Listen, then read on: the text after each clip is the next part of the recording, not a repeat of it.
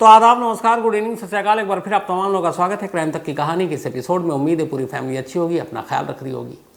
बहुत सारे लोगों के मेल आए जो ये कह रहे थे कि आखिर अतीक अहमद और अशरफ पुलिस की सुरक्षा में एक डबल मर्डर जो हुआ है उसकी पूरी कहानी क्या है, कैसे शुरुआत हुई, क्या कुछ हुआ सैटरडे 15 अप्रैल को या फ्राइडे 14 अप्रैल को, और ख़ास तौर पर 15 अप्रैल को अतीक अहमद ने क्या क्या किया, कहाँ था वो पूरे दिन, फिर रात को कैसे वो हॉस्पिटल पहुँचा। तो आज की कहानी जब आप पूरी सुनेंगे तो आपको सारी चीज़ें समझ में आ जाएंगी। और साथ ही ये कि आपको याद होगा जब 27 मार्च को अशरफ को प्रयागराज कोर्ट में पेश किया गया था उमेश पाल किडनैपिंग केस में, जिसमें वो बरी हो गया था, अतीक अहमद को उम्र कैद की सज़ा मिली। फिर बाद में उसी दिन उसको बरेली जेल ले जाया जा रहा था, और बरेली जेल जब वो पहुंचा तब वहाँ उसने रिपोर्टर से बात की और उसने कहा कि मुझे प्रयागराज में जब तक मैं था पुलिस कस्टडी में तो एक पुलिस अफसर ने धमकी दी थी कि 15 दिनों के अंदर अंदर तुझे मार देंगे। तो इस धमकी की वजह से मैंने एक लिफाफे में उस अफसर का नाम लिखा है, और वो जो लिफाफा है और उसमें जो नाम है वो मैंने लिफाफे 3 जगह भेजूँगा। अगर मुझे कुछ हो जाए तो मेरे वकील भेजेंगे, एक इलाहाबाद हाई कोर्ट के चीफ जस्टिस को, दूसरा सुप्रीम कोर्ट के चीफ जस्टिस को, और तीसरा यूपी के मुख्यमंत्री योगी आदित्यनाथ को। अब जो वकील हैं अशरफ के, मिश्रा जी, उन्होंने आज कहा है कि उनके पास वो लिफाफा है, बट उन्हें खुद पता नहीं इस लिफाफे में नाम किसका है। मिश्रा जी ने यह भी कहा कि उन्होंने अशरफ से पूछा था कि आप मुझे बता दो कोई नाम, तब अशरफ ने मना कर दिया और उसने कहा जो भी नाम है ये लिफाफे में, अगर मुझे कुछ होता है तभी ये लिफाफा तुम भेज देना। तो मिश्रा जी का कहना है कि अब ये लिफाफा जो है सुप्रीम कोर्ट के चीफ जस्टिस, इलाहाबाद के हाई कोर्ट के चीफ जस्टिस और यूपी के चीफ मिनिस्टर योगी आदित्यनाथ के पास वो भेजने की तैयारी कर रहे हैं। अब देखते हैं उसमें किस पुलिस अफसर का नाम निकलता है और क्या वो नाम सामने आता है कि नहीं, और क्या ये वही नाम है जो इस कत्ल से जाकर जुड़ता है। तो बहुत सारे सवाल हैं जिन पर से अभी पर्दा उठना बाकी है।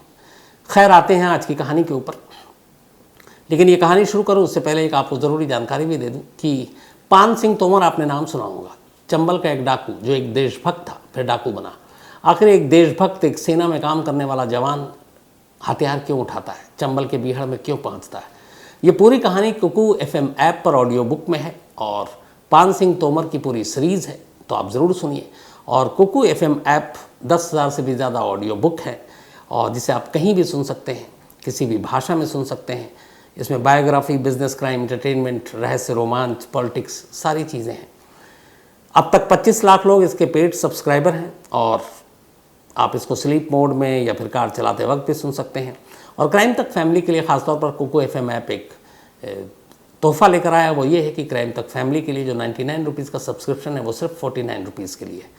तो डिस्क्रिप्शन में लिंक है, उस लिंक पर आप जाएँ और क्राइम तक फैमिली मेंबर के लिए क्राइम 50 कूपन कोड है, उसका इस्तेमाल करें और 99 रुपये का जो सब्सक्रिप्शन है फर्स्ट मंथ के लिए वो सिर्फ 49 रुपीज़ में हासिल करें। तो अब आते हैं आज की कहानी के ऊपर।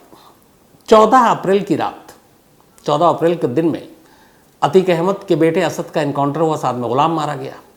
इन दोनों को जिस जगह मारा गया वो झांसी शहर से लगभग 30 किलोमीटर दूर था। दोपहर के इनकाउंटर के बाद करीब करीब 3 से 4 के दरमियान में दोनों की डेड बॉडी झांसी के रानी लक्ष्मीबाई मुर्दा घर में ले आया गया था। शाम को पोस्टमार्टम हो गया। इसके बाद ये हुआ कि अब रात को ही भेजेंगे, लेकिन उस रात गया नहीं क्योंकि बहुत सारी चीज़ें थी, फैमिली वाले लेंगे नहीं लेंगे। अब इसके बाद फिर सारी चीज़ें, शुक्रवार की बात थी, रात को आखिरकार दोनों बॉडी को क्लेम किया और दोनों बॉडी को 2 एम्बुलेंस में झांसी से प्रयागराज ले जाया गया। इधर दूसरी तरफ प्रयागराज की धूमनगंज पुलिस स्टेशन में अतीक और अशरफ था। दोनों उसी पुलिस स्टेशन में रह रहे थे, इसलिए कि पुलिस कस्टडी में पूछताछ के लिए दोनों को वहीं रखा गया था। अतीक को असद के इनकाउंटर की खबर दोपहर को ही मिल गई थी। बॉडी को प्रयागराज लाना है और उसके बाद जहां दफनाना है उसने कोशिश की थी कि वो जा सके आखिरी में, लेकिन इजाज़त मिली नहीं। तो जो हमारे पुलिस सोर्सेज हैं उनके हिसाब से पूरी रात धूमनगंज थाने में अतीक अहमद और अशरफ ये दोनों थाने के अंदर मौजूद रहे और पूरी रात जागते रहे, सोए नहीं। अगले दिन सुबह करीब 9 बजे असद और गुलाम की बॉडी प्रयागराज पहुंची और उसके बाद वहाँ कसारी मसारी एक कब्रिस्तान है, कसारी और मसारी 2 गांव के नाम है, तो वहीं पर उन दोनों को दफना दिया गया। अतीक या अशरफ उसमें नहीं गया, ना असद की माँ पहुंची शाइस्ता। अब ये दोनों थाने में, पूरा दिन ये दोनों धूमनगंज थाने में ही रहे। और जो हमारे पुलिस के सोर्स हैं उनके हिसाब से सैटरडे को जिस दिन दफनाया गया, उस पूरे दिन में अतीक अहमद से बहुत ज़्यादा पूछताछ नहीं हुई उमेश पाल मर्डर केस के सिलसिले में, जिसके लिए कस्टडी मिली हुई है। तो दोनों से बहुत ज़्यादा पूछताछ नहीं हुई और पूरा दिन अतीक और अशरफ का धूमनगंज थाने में ही पहुंचा। धूमनगंज थाने से कसारी मसारी कब्रिस्तान की दूरी 5 किलोमीटर है और वक्त लगता है 15 मिनट। लेकिन 5 किलोमीटर की ये दूरी और 15 मिनट का जो वक्त है वो अतीक अहमद पार नहीं कर पाया। दोनों थाने में बैठकर रो रहे हैं। शाम हो गई। शाम के करीब 7:30 बजे अचानक धूमनगंज थाने की गाड़ियों में हलचल होती है। 2 गाड़ियां एक साथ तैयार होती हैं, उसमें अशरफ और अतीक को बिठाया जाता है, फिर बाकी की 2-3 गाड़ियां आगे पीछे होती हैं और ठीक 7:30 बजे शाम को धूमनगंज थाने से अतीक और अशरफ को लेकर ये तमाम गाड़ियों का काफिला बाहर निकलता है। मीडिया के लोग थे वो भी फॉलो करते हैं। अब ये गाड़ियों का काफिला करीब 17 किलोमीटर तक चलता रहता है। 17 किलोमीटर के बाद प्रयागराज में एक पुलिस स्टेशन है जिसको आमतौर पर लोग जिस नाम से जानते हैं वो ये है कि इलाहाबाद का आखिरी थाना, प्रयागराज का आखिरी थाना। और उसी थाने में ये लोग जाकर रुकते हैं। करीब शाम के 7:30 बजे निकले। 17 किलोमीटर की दूरी थी और 17 किलोमीटर के बाद उस प्रयागराज के आखिरी थाने पहुंचते हैं जिसका नाम है, असली में उस पुलिस स्टेशन का नाम है पूरा मुफ्ती पुलिस स्टेशन। तो 7:30 निकले, 17 किलोमीटर का सफ़र तय किया। लगभग 8:30 का वक्त होगा और वहाँ पे कुछ देर रुके, करीब 15 minute. Umesh Pal murder case के सिलसिले में कुछ रिकवरी दिखानी थी, वो सारी कागजी कार्रवाई पूरी हुई। 15 मिनट के बाद वापस पुलिस वाले अतीक और अशरफ को लेकर पूरा मुफ्ती पुलिस स्टेशन के सामने से गाड़ी में बैठते हैं और अब वापसी के लिए सफ़र पर निकल पड़ते हैं। इधर दिल्ली, लखनऊ, तमाम जगह से जो मीडिया के रिपोर्टर पहुंचे हुए हैं, ख़ासतौर पर जितने क्राइम रिपोर्टर हैं, वो सब उस सैटरडे को शाम को कॉल्विन हॉस्पिटल के बाहर डटे हुए थे। कॉल्विन हॉस्पिटल से धूमनगंज की दूरी 5 किलोमीटर की है।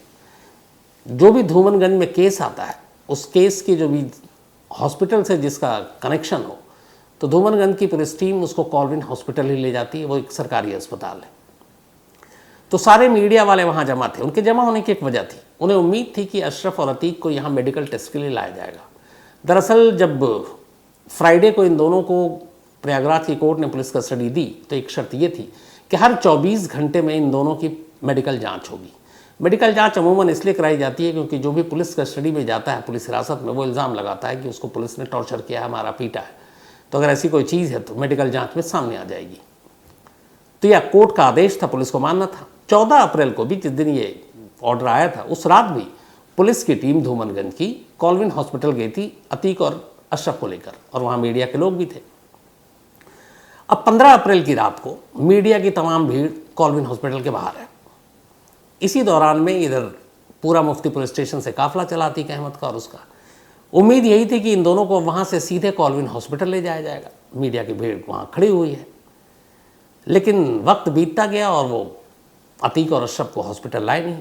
थोड़ी देर के बाद पता चला कि वो हॉस्पिटल नहीं आए, वो तो धूमनगंज थाने पहुंच गए। अब धूमनगंज थाने में हमारे रिपोर्टर समर्थ श्रीवास्तव और कैमरामैन नीरज मौजूद थे कि यहाँ पे कुछ भी हो सकता है, अलग अलग डिप्लॉयमेंट होता हमारे यहाँ। तो हुआ ये कि अब अतीक और अशरफ ये दोनों मेडिकल टेस्ट कराने की बजाय पुलिस इनको सीधे धूमनगंज थाने ले गई। ये बात हॉस्पिटल के बाहर खड़े तमाम मीडिया के लोग, जो रिपोर्टर दिल्ली और ख़ासतौर पर लखनऊ से थे, उनको पता चली। तब तक टाइम हो गया था करीब 9:15, 9:20। अब लोगों को लगा, जो हॉस्पिटल के बाहर मीडिया के लोग थे, कि आज शायद मेडिकल टेस्ट के लिए हॉस्पिटल नहीं लाएंगे। अच्छा, कई बार ऐसा होता है कि जिनके ऊपर थ्रेट हो तो पुलिस वाले हॉस्पिटल से बात कर लेते हैं और कहते हैं मेडिकल चेकअप आकर थाने में कर दो। कई हुआ है। तो ये भी लगा कि थाने में मेडिकल चेकअप हो जाएगा, है क्या, खाना पूर्ति करनी है। तो अब रिपोर्टर को लगा कि यहाँ तो आएंगे ही नहीं। अब सारे थके हुए हैं, दिल्ली से कोई भागा है, कोई लखनऊ से भागा है, पूरी रात जगे हुए हैं, क्योंकि उससे एक रात पहले असद की बॉडी झांसी से जा रही थी। तो सभी की हालत ख़राब है। तो जब लगा हॉस्पिटल आ नहीं रहे, अब वो थाना पहुंच गया है, तो थाने में तो कोई है नहीं, थाने में आप शूट भी नहीं कर सकते, उस कमरे तक आप नहीं जा सकते। तो हर एक को लगा चलो थके हुए भी हैं, अब आराम करते हैं। सभी अपने अपने होटल लौट गए। अब कॉल्विन हॉस्पिटल के बाहर मीडिया की भीड़ नहीं है, शांति है। कुछ लोकल गिने चुने जो हैं मीडिया के, वो वहाँ पे अपना चाय पी रहे हैं और खड़े हुए हैं कि थोड़ी देर और रुक जाते हैं, क्या पता आ जाए। अब हमारे रिपोर्टर समर्थ इस वक्त धूमनगंज थाने में, जो पूरा मुफ्ती पुलिस स्टेशन से अब ये काफिला वहाँ पहुँच चुका है। अब समर्थ का भी है कि थोड़ी देर थाने में रुकते हैं, उसके बाद वो भी निकलेगा, वो भी थका हुआ है, लखनऊ से पहुँचा है प्रयागराज। और ये वही समर्थ है जिसके बिल्कुल करीब से गोली चली, जिसने नंगी आंखों से देखा। अचानक करीब 10 बजने वाले थे, 9:50-55 हो रहा था, बल्कि 10 बज चुके थे। समर्थ ने देखा कि जो गाड़ियां अब तक इधर उधर पार्किंग में लगी थी, उनमें से 2-3 गाड़ियों में हलचल शुरू हुई और वो गाड़ी बिल्कुल थाने के अंदर, जहाँ पे एंट्री मारते हैं थाने के कैंपस के ही अंदर, वहाँ पर जाकर लग गई। अब वो वही गाड़ियाँ थी जिसमें अतीक और अशरफ ट्रैवल कर रहे थे, अब तक उनको जहाँ जहाँ ले जा रहा था। समर्थ को लगा कि अब रात को इस वक्त गाड़ी क्यों लगाई गई। फिर ये भी लगा कि शायद इसको कहीं और किसी क्राइम सीन पर ले जाएंगे। अब समर्थ का एक सोर्स था पुलिस स्टेशन में, उसने उससे पूछा, उसने कहा कि नहीं, दोनों को मेडिकल कराने के लिए कॉल्विन हॉस्पिटल ले जा रहे हैं। अब जैसे ये बात पता चली, सोर्स पक्का था, तो समर्थ ने कहा कि अब इनके पीछे पीछे चलेंगे तो विजुअल नहीं मिलेगा। एक रिपोर्टर कैमरामैन के लिए विजुअल भी ज़रूरी होता है। तो जो कैमरामैन है नीरज, उन्होंने कहा हम थोड़े पहले निकल लेते हैं, हम हॉस्पिटल पर जाकर खड़े हो जाएंगे, जब वो काफिला आएगा तो बेहतर फ्रेम मिलेगा, अच्छे से शूट कर लेंगे और तुम माइक लगा देना, बात भी हो जाएगी। इन्होंने कहा ठीक है। अब समर्थ और कैमरामैन नीरज इस काफिले के निकलने से 5 मिनट पहले ही थाने से निकल पड़े और सीधे कॉल्विन हॉस्पिटल के गेट पर पहुंच गए। हॉस्पिटल में, हर हॉस्पिटल में एक मीडिया के लिए भी गाइडलाइंस है कि आप हॉस्पिटल के गेट के बाहर तक तो आप सब कुछ कर सकते हैं। आप हॉस्पिटल के अंदर आईसीयू या फिर किसी पेशेंट के कमरे में पहले सब बेधड़क घुस जाया करते थे, मैं भी बहुत बार घुसा हूँ। अब एहसास होता है ऐसा नहीं करना चाहिए, क्योंकि पेशेंट की प्राइवेसी या फिर इलाज या फिर हो सकता है कुछ उनको बाहरी लोग हैं, इन्फेक्शन भी हो सकता है। तो ये गेट पे खड़े थे, अंदर जा नहीं सकते थे। वहाँ देखा कुछ रिपोर्टर लोकल खड़े हुए हैं। करीब 10:30 बजे का वक्त था।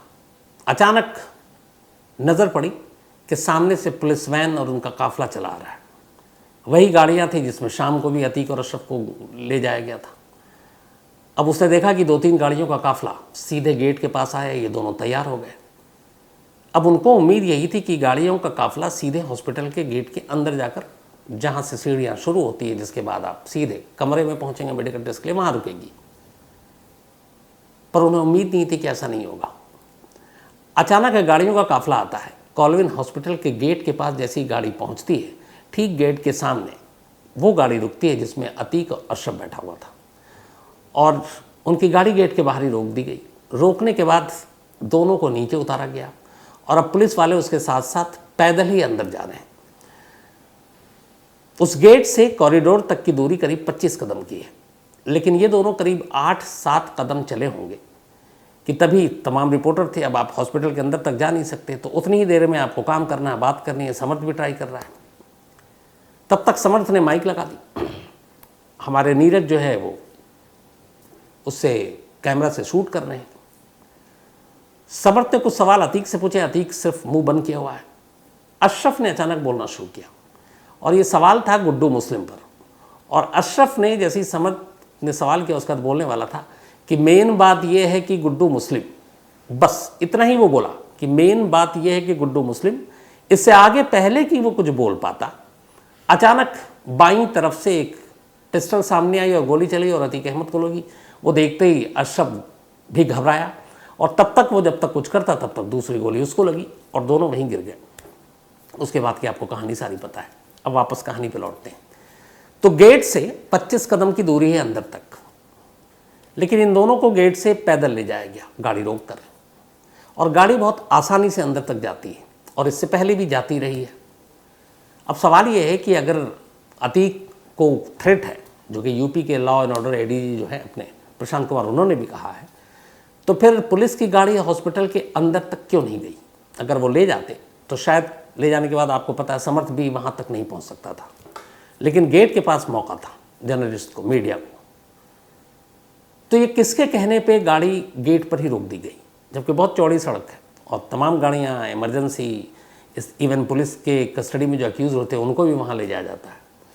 तो वो गाड़ी अंदर तक नहीं गई। अगर वो गाड़ी अंदर चली जाती तो मीडिया वाले अंदर नहीं पहुंच पाते, और मीडिया के साथ साथ वो जो 3 हमलावर मीडिया वाले बन कर आए थे वो भी वहाँ तक नहीं पहुँचते। वहाँ पे फिर क्या होता कि आप सीधे सीढ़ी के पास गाड़ी रोकते, वो उतरता दोनों, और उसके बाद चेकअप होता, और चेकअप के बाद वहीं गाड़ी में बैठता और फिर बाहर गेट से आता। तो अब चलती गाड़ी में तो अटैक हो नहीं सकता था। तो अब यहाँ पे सवाल हो रहा है कि आखिर गेट के बाहर गाड़ी रोकने का फैसला किसका था? अगर गेट के अंदर ये गाड़ी चली जाती तो शायद हमलावरों को मौका नहीं मिलता।